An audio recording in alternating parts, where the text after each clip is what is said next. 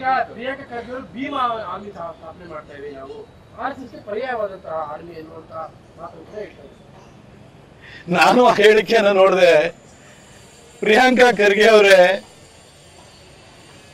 ಭೀಮ್ ಆರ್ಮಿಯನ್ನ ನೀವು ಮಾಡಿ, ಆದ್ರೆ ಮಾಡುವ ಮೊದಲು ಆ ಮಾಡುವ ಅರ್ಹತೆ ನಿಮಗಾಗಲಿ ನಿಮ್ಮ ಕಾಂಗ್ರೆಸ್ ಪಕ್ಷಕ್ಕಾಗಲಿ ಇದೆಯಾ ಅಂತ ಹೇಳಿ ದಯವಿಟ್ಟು ಆತ್ಮಾವಲೋಕನವನ್ನು ಮಾಡಿ. ಬಾಬಾ ಸಾಹೇಬ್ ಅಂಬೇಡ್ಕರ್ ಅವರು 1947ರಲ್ಲಿ ಸ್ವಾತಂತ್ರ್ಯ ಬಂದಾದ ನಂತರ ಸ್ಥಾಪನೆಯಾದಂಥ ಹಂಗಾಮಿ ಸರ್ಕಾರದಲ್ಲಿ ಕಾನೂನು ಸಚಿವರಾಗಿದ್ರು. Hindu code bill for women ಅಂತ ಹೇಳ್ಬಿಟ್ಟು ಮಹಿಳೆಯರಿಗೆ ಆಸ್ತಿ ಹಕ್ಕು ಸೇರಿದಂತೆ ಬಹಳಷ್ಟು ಅಧಿಕಾರಗಳನ್ನ ಕೊಡ್ಲಿಕ್ಕೆ ಆ ಬಿಲ್ ಅನ್ನು ತರಬೇಕಾದ್ರೆ ಅದನ್ನ ಅಪೋಸ್ ಮಾಡಿ ಅದು ಕಾನ್ಸ್ಟಿಟ್ಯೂಯೆಂಟ್ ಅಸೆಂಬ್ಲಿನಲ್ಲಿ ಬಿದ್ದೋಂಗ್ ಮಾಡಿ ಅಂಬೇಡ್ಕರ್ ಅವರು ಮನನೊಂದು ಸಂಪುಟಕ್ಕೆ ರಾಜೀನಾಮೆ ಕೊಟ್ಟು ಹೊರಗಡೆ ಬರಲಿಕ್ಕೆ ಕಾರಣೀಭೂತರು ಯಾರು ಹೇಳಿ? ನೆಹರು. 1952ರಲ್ಲಿ ಮೊದಲನೇ ಲೋಕಸಭಾ ಚುನಾವಣೆ ನಡೀತು. ಅಂಬೇಡ್ಕರ್ ಅವರು ಕಾಂಗ್ರೆಸ್ ಒಂದು ಸುಡುವ ಮನೆ ಅಂತ ಹೇಳ್ಬಿಟ್ಟು ಕಾಂಗ್ರೆಸ್ ಅನ್ನು ಯಾವತ್ತೂ ಒಪ್ಕೊಳ್ಳಿಲ್ಲ. ಅವರು ಗಾಂಧಿಯವರ ಮಹಾತ್ಮ ಅಂತ ಕರೆಯೋದಕ್ಕೂ ಕೂಡ ಅವರು ನಿರಾಕರಿಸಿದ್ರು.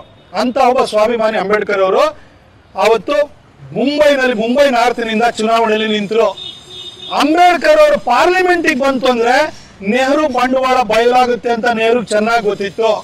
ಹಾಗಾಗಿ ಅಂಬೇಡ್ಕರ್ ಅವರಂತ ಮೇಧಾವಿ ನೆಹರು ಅವ್ರನ್ನ ಹೆಜ್ಜೆ ಹೆಜ್ಜೆಗೂ ಪ್ರಶ್ನಿಸುವಂತಹ ಒಬ್ಬ ಧೀಮಂತ ನಾಯಕ ಪಾರ್ಲಿಮೆಂಟಿಗೆ ಕಾಲಿಡಬಾರ್ದು ಅಂತ ಹೇಳಿ ಅಂಬೇಡ್ಕರ್ ಅವರ ಪರ್ಸನಲ್ ಸೆಕ್ರೆಟರಿ ಆಗಿದ್ದಂತಹ ನಾರಾಯಣ ಕಜ್ರೋಲ್ಕರ್ ಅವರಿಗೆ ಕಾಂಗ್ರೆಸ್ನ ಟಿಕೆಟ್ ಕೊಟ್ಟುಬಿಟ್ಟು ಚುನಾವಣೆಗೆ ನಿಲ್ಲಿಸಿ 2 ಸರಿ ಮುಂಬೈ ನಾರ್ತಿಗೆ ಕ್ಯಾಂಪೇನಿಗೆ ಬಂದು ಕಮ್ಯುನಿಸ್ಟ್ ಪಾರ್ಟಿ ಅವ್ರನ್ನು ಕೂಡ ಸಹಕಾರವನ್ನು ಪಡೆದು ಅಂಬೇಡ್ಕರ್ ಅವ್ರನ್ನ 15,000 ಮಾರ್ಜಿನಲ್ಲಿ ಸೋಲಿಸಿದ್ಯಾರು? ನೆಹರು. 1954ರಲ್ಲಿ ಬ್ಯಾಂಡ್ರಾದಲ್ಲಿ ಬೈ ಎಲೆಕ್ಷನ್ ನಡೆಯುತ್ತೆ.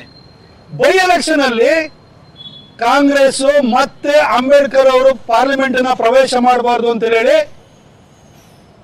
ಬಾಬುರಾವ್ ಅವರನ್ನ ಚುನಾವಣೆಗೆ ನಿಲ್ಲಿಸುತ್ತೆ. ಚುನಾವಣೆಗೆ ಬಾಬುರಾವ್ ಬೋರ್ಕರ್ ಅವ್ರನ್ನ ಚುನಾವಣೆಗೆ ನಿಲ್ಲಿಸಿ ಅಂಬೇಡ್ಕರ್ ಅವ್ರನ್ನ 3ನೇ ಸ್ಥಾನಕ್ಕೆ ಹೋಗೋ ರೀತಿಯಲ್ಲಿ ಮಾಡ್ತಾರೆ. ನೆಹರು ಅವತ್ತು ಮತ್ತೆ ಅಂಬೇಡ್ಕರ್ ಅವರು ಪಾರ್ಲಿಮೆಂಟ್ಗೆ ಬರುವಂತದನ್ನ ತಡೀತಾರೆ. ನೆಹರು 1954 ತನಗೆ ತಾನೇ ಭಾರತ ರತ್ನ ಕೊಟ್ಕೊಳ್ತಾರೆ. ಆದ್ರೆ ಈ ಸಂವಿಧಾನದವನ್ನ ಬರೆದಂತಹ ಸಂವಿಧಾನ ಶಿಲ್ಪಿ, ಅದ್ಭುತವಾದಂತಹ ಸಂವಿಧಾನ, ಇಡೀ ಪ್ರಪಂಚಕ್ಕೆ ಮಾದರಿಯಾದಂತಹ ಸಂವಿಧಾನ, ನಮ್ಮೆಲ್ಲರಿಗೂ ಕೂಡ ಹಕ್ಕನ್ನು ಕೊಟ್ಟಂತಹ ಸಂವಿಧಾನ, ದೀನ ದಲಿತರ ಶ್ರೇಯೋಭಿವೃದ್ಧಿನ ಮಾಡುವಂತಹ ಸಂವಿಧಾನ ಕೊಟ್ಟಂತಹ ಬಾಬಾ ಸಾಹೇಬ್ ಅಂಬೇಡ್ಕರ್ಗೆ ಭಾರತ ರತ್ನ ನೀವು ಕೊಟ್ರ? ಕೊಡ್ಲಿಲ್ಲ. ನೆಹರು ತನಗೆ ತಾನೇ ಕೊಟ್ಕೊಂಡ್ರು 55ರಲ್ಲಿ. 71ರಲ್ಲಿ ಇಂದಿರಾ ಗಾಂಧಿ ಬಂದ್ರು, ತನಗೆ ತಾನೇ ಭಾರತ ರತ್ನ ಕೊಟ್ಕೊಂಡ್ರು. ಆದ್ರೆ ಅಂಬೇಡ್ಕರ್ ಅವ್ರಿಗೆ ಕೊಡ್ಲಿಲ್ಲ. ಆದ್ರೆ ಅಂಬೇಡ್ಕರ್ ಅವ್ರನ್ನ ಮೊದಲನೇ ಚುನಾವಣೆಯಲ್ಲಿ ಸೋಲಿಸಿದಂತಹ ನಾರಾಯಣ ಕಜ್ರೋಲ್ಕರ್ಗೆ ಪದ್ಮ ವಿಭೂಷಣ ಕೊಡ್ತೀರಿ. ಪ್ರಿಯಾಂಕಾ ಖರ್ಗೆ ಅವರೇ, ಅಷ್ಟು ಮಾತ್ರ ಅಲ್ಲ, ಅಂಬೇಡ್ಕರ್ ಅವರು 1956ರಲ್ಲಿ ತೀರ್ಕೊಂಡಾಗ ಅಂಬೇಡ್ಕರ್ ಅವರು ಗಾಂಧಿಗಿಂತ ಸಮನಾಗಿರ್ಲಿಲ್ವಾ? ಗಾಂಧಿ ಅಷ್ಟೇ ಸಮರ್ಥರಿರ್ಲಿಲ್ವಾ? ಅವ್ರ ಸಮುದಾಯಕ್ಕೆ ನ್ಯಾಯ ಕೊಡಬೇಕು ಅಂತ ಹೋರಾಟವನ್ನು ಮಾಡಿದಂಥವ್ರು ಅವರು, ನಮ್ಮೆಲ್ಲರಿಗೂ ಸಂವಿಧಾನ ಕೊಟ್ಟಂತರು. ಅವರ ಅಂತ್ಯ ಸಂಸ್ಕಾರವನ್ನ ಡೆಲ್ಲಿನಲ್ಲಿ ಮಾಡ್ದಂಗೆ ತಡೆದು ಬಿಟ್ಟು ಮುಂಬೈಗೆ ಹೆಣವನ್ನ ಸಾಗಿಸಿದವರು ಯಾರು? ನೆಹರು. ಅವ್ರ ಮಗಳು ಅಂಬೇಡ್ಕರ್ ಅವ್ರನ್ನ ಸೋಲಿಸಿದವರಿಗೆ ಪದ್ಮವಿಭೂಷಣವನ್ನು ಕೊಡ್ತಾರೆ. ಪ್ರಿಯಾಂಕಾ ಖರ್ಗೆ, ನೀವು ನೆಹರು ಮುರಿಮಗಳ ಹೆಸರಿಟ್ಕೊಂಡಿದ್ದೀರಿ, ಇಂದಿರಾ ಗಾಂಧಿಯವರ ಮೊಮ್ಮಗಳ ಹೆಸರಿಟ್ಕೊಂಡಿದ್ದೀರಿ. ನಿಮಗೆ ಹೆಜ್ಜೆ ಹೆಜ್ಜೆಗೂ ಅಂಬೇಡ್ಕರ್ ಅವ್ರನ್ನ ಅವಮಾನ ಮಾಡಿದಂತಹ, ಅಂಬೇಡ್ಕರ್ ಅವರು ಪಾರ್ಲಿಮೆಂಟಿಗೆ ಬರೋದನ್ನ ತಡೆಯೋದಕ್ಕೋಸ್ಕರವಾಗಿ ಅವರ ಪರ್ಸನಲ್ ಸೆಕ್ರೆಟರಿ ಹಾಕೊಂಡು ನಾರಾಯಣ ಕಜ್ರೋಲ್ಕರ್, ಬಾಬುರಾವ್ ಬೋರ್ಕರ್ನ ಹಾಕಿ ಸೋಲಿಸಿದಂತಹ, ಅವರ ಶವ ಸಂಸ್ಕಾರವನ್ನು ಡೆಲ್ಲಿಯಲ್ಲಿ ಮಾಡೋದ್ರಲ್ಲಿ ಮುಂಬೈ ಕಳಿಸಿದಂತಹ ನೆಹರು ಅವರ ಮರಿಮಗಳ ಹೆಸರಿಟ್ಕೊಂಡಿರುವಂತ ನಿಮಗೆ ಭೀಮ್ ಸೇನೆಯನ್ನ ಮಾಡಲಿಕ್ಕೆ, ಆರ್ಮಿನ ಮಾಡಲಿಕ್ಕೆ ನಿಮಗೆ ಅರ್ಹತೆ ಇದೆಯಾ ಹೇಳಿ? ಇಂದಿರಾ ಗಾಂಧಿಯವರ ಮೊಮ್ಮಗಳ ಹೆಸರಿಟ್ಕೊಂಡಿರೋ ನಿಮಗೆ ಅರ್ಹತೆ ಇದೆ ಹೇಳಿ? ನಿಮ್ಮ ಕಾಂಗ್ರೆಸ್ ಪಾರ್ಟಿಗೆ ಅರ್ಹತೆ ಇದೆಯಾ? ಅದನ್ನು ಹೇಳಿ ದಯವಿಟ್ಟು. ಆ ನಂತರ ಮಾತಾಡೋಣ. ಅದ್ರ ಜೊತೆ ಮುಂದುವರೆದು ಒಂದು ಸಣ್ಣದೊಂದು ವಿಚಾರ ಹೇಳ್ಬಿಡ್ತೀನಿ. ಪ್ರಿಯಾಂಕಾ ಖರ್ಗೆ ಅವರೇ, ಅಂಬೇಡ್ಕರ್ ಅವರಿಗೆ ಭಾರತ ರತ್ನ ಕೊಟ್ಟಿದ್ದು 1990ರಲ್ಲಿ ಬಿಜೆಪಿ ಬೆಂಬಲಿತ VP ಸಿಂಗ್ ಸರ್ಕಾರ. ಅವತ್ತು ಅವರಿಗೆ ಭಾರತ ರತ್ನವನ್ನು ಕೊಡಬೇಕಾದ್ರೆ ಅದಕ್ಕೆ ಸಹಕಾರ ಕೊಟ್ಟಿದ್ದು, ಅವರ ಪಕ್ಷಕ್ಕೆ ಬೆಂಬಲ ಕೊಟ್ಟು ಸರ್ಕಾರವನ್ನು ನಡೆಸಲಿಕ್ಕೆ ಕಾರಣೀಭೂತರಾಗಿದ್ದು ಅಟಲ್ ಬಿಹಾರಿ ವಾಜಪೇಯಿ ಮತ್ತು ಲಾಲ್ ಕೃಷ್ಣ ಅಡ್ವಾಣಿ ಅನ್ನುವ ಇಬ್ರು RSSನ ಸ್ವಯಂ ಸೇವಕರು.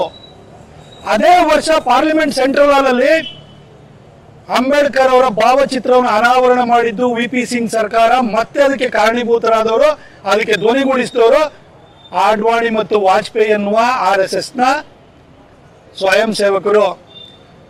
ಅಂಬೇಡ್ಕರ್ ಅವ್ರು ಉಳ್ಕೊಂಡಿದ್ದಂತಹ ಕಿಂಗ್ ಹೆನ್ರಿ ರಸ್ತೆ ಲಂಡನ್ ನಲ್ಲಿರುವಂತದ್ದನ್ನ ಜಾಗವನ್ನ 32 ಕೋಟಿಗೆ ಆಕ್ಷನ್ ಅಲ್ಲಿ ತಗೊಳ್ಳೋದಕ್ಕೆ ದೇವೇಂದ್ರ ಫಡ್ನವೀಸ್ ಸರ್ಕಾರ 2014ರಲ್ಲಿ ಬರಬೇಕಾಯಿತು. ಆ ದೇವೇಂದ್ರ ಫಡ್ನವೀಸ್ ನಾಗ್ಪುರದ RSS ಶಾಖೆಯ ಒಬ್ಬ ಸ್ವಯಂ ಸೇವಕ.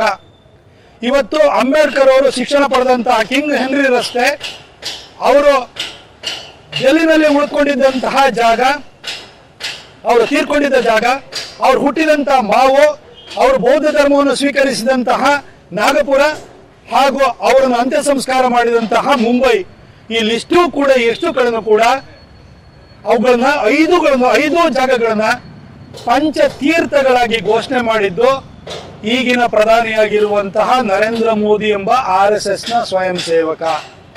ಅವ್ರನ್ನ ಬ್ಯಾನ್ ಮಾಡ್ತೀವಿ ಅಂತ ಹೇಳ್ತೀರ ಅಂತ ಹೊರಟಿದ್ದೀರಿ. ಪ್ರಿಯಾಂಕ್ ಅವರಿಗೆ ಇತಿಹಾಸದ ಬಗ್ಗೆ ಜ್ಞಾನ ಇಲ್ಲ. ನಿಮ್ಮ ಅಪ್ಪನ ಕುಟುಂಬವನ್ನು ಸುಟ್ಟಾಕಿದವ್ರ ಬಗ್ಗೆ ಸಾಫ್ಟ್ ಕಾರ್ನರ್ ಇಟ್ಕೊಂಡು ದೇಶ ಕಟ್ಟೋರ ಬಗ್ಗೆ, ಅಂಬೇಡ್ಕರ್ ಅವರಿಗೆ ಅತಿ ಹೆಚ್ಚು ಗೌರವ ಕೊಟ್ಟವ್ರ ಬಗ್ಗೆ ಈ ತರ ದ್ವೇಷ ಇಟ್ಕೊಂಡಿದ್ದೀರಿ. ನೀವಂತೂ ಓದಿಲ್ಲ, ಆದ್ರೆ ಸಮಾಜದಲ್ಲಿ ಓದ್ದವರು, ತಿಳಿದವರು, ಜ್ಞಾನಿಗಳು, ಪ್ರಜ್ಞಾವಂತರು ಬಹಳ ಜನ ಇದ್ದಾರೆ. ಅವರೆಲ್ಲ ನೋಡ್ತಾ ಇದ್ದಾರೆ, ನೀವು ಪಾಠ ಕಲಿಸ್ತಾರೆ.